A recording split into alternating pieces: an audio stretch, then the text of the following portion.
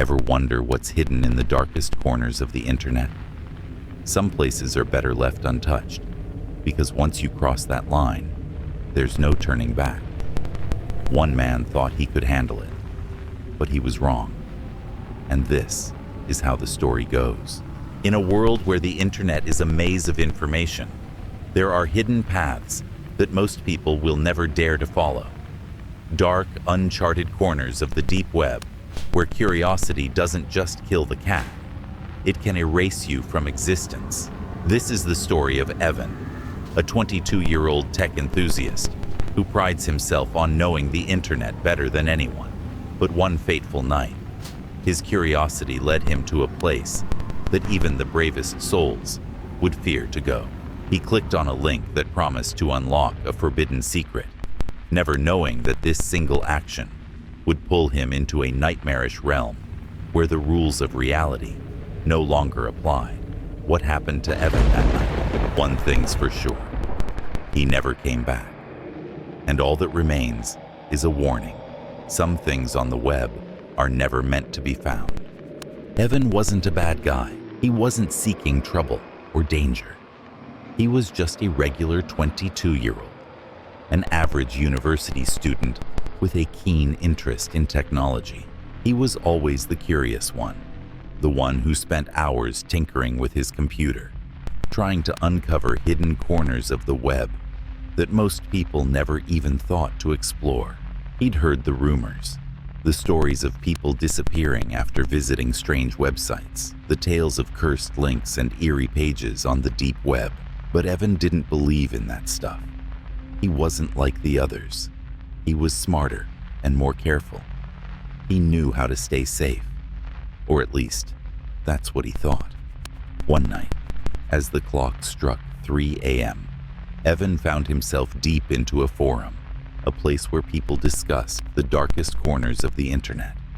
And that's when he saw it, a post with a single cryptic sentence. At 3:33 a.m., the hole opens. Are you brave enough to enter? He clicked the link without a second thought. This was it, the moment of discovery, the chance to see what no one else had. The page was unlike anything he had ever seen. There was no homepage, no flashy graphics, no welcoming text, just a pitch-black screen, a single line of text glowing faintly in the center of the page. How far are you willing to go? Evan hesitated for a moment, but his curiosity got the best of him. He clicked the button. The page loaded, and that's when the horror began. There was no turning back. What he saw on the screen was a series of strange, unsettling images and videos, flickering static, faces distorted in impossible ways, strange codes that seemed to shift and change before his eyes. Some of the videos were too real, too vivid, things that didn't seem possible, let alone digital, things that didn't belong in this world. The site didn't make any sense.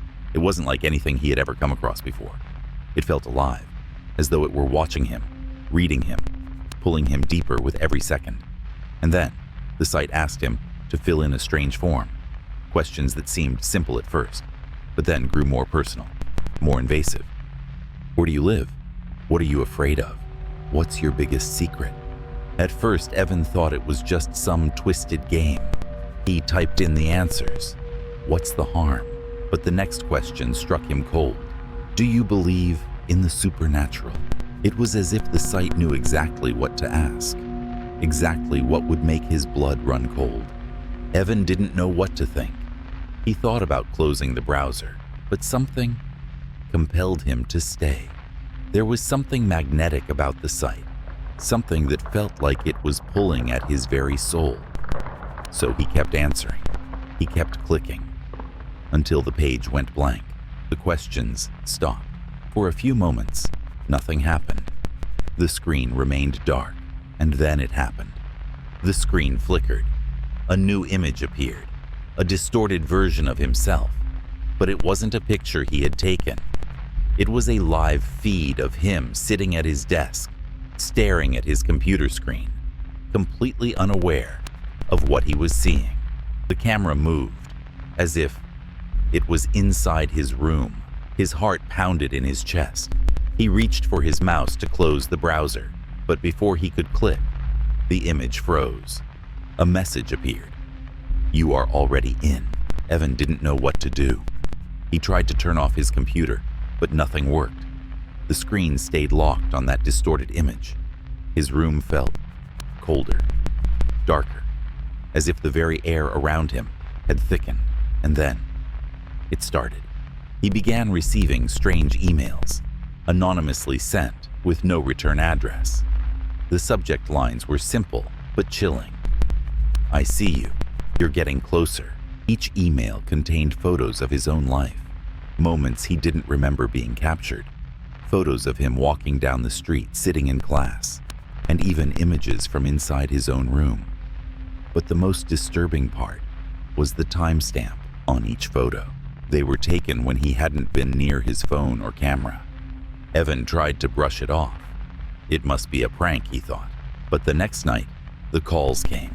His phone rang at 3:33 a.m. every night. But this time, it wasn't static. This time, there was a voice, a low, muffled whisper. "You shouldn't have gone in, Evan." The calls grew more frequent and more personal. His phone would ring, showing a no-caller ID.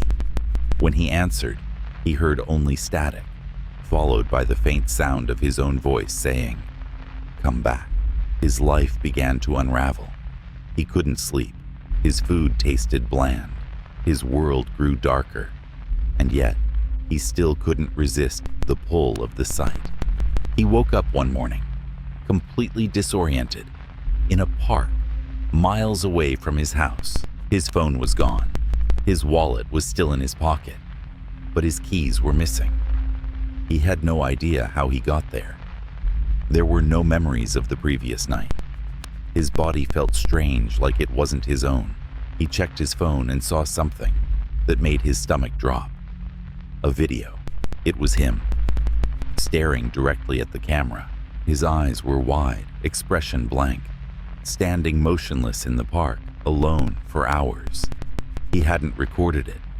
Someone else had. Evan's friends began noticing strange behavior. He'd speak in riddles. His eyes often glazed over, like he wasn't fully there. He'd wake up in random places, sometimes miles from where he had been the night before. But it wasn't until one night, when he left for good, that anyone realized. Evan was never coming back. The authorities were called, but there was no trace, no sign of where he had gone. His family received one final message, a chilling text that read, "I went too far. If you're reading this, don't search for the hole. It knows you now." The website was never found again. It simply vanished, just like Evan. But the rumors didn't stop. Some say the site still exists, waiting for someone else to stumble upon it. Some say if you visit the site, it will take you. Others say it watches you from the shadows, waiting for the moment when you're most vulnerable. If you find yourself curious enough to search for the hole, remember Evan's story. Because some things on the internet are meant to stay hidden, and that's where the story ends. Or does it? The web is vast, and its dark secrets never rest. There are still so many untold stories lurking in the shadows, waiting to be discovered. If you're brave enough to dive deeper into the unknown, make sure to subscribe, because the next chilling mystery is just around the corner. Don't let the darkness catch you unprepared. Until next time, stay cautious, stay curious, and remember, some things are better left unexplored.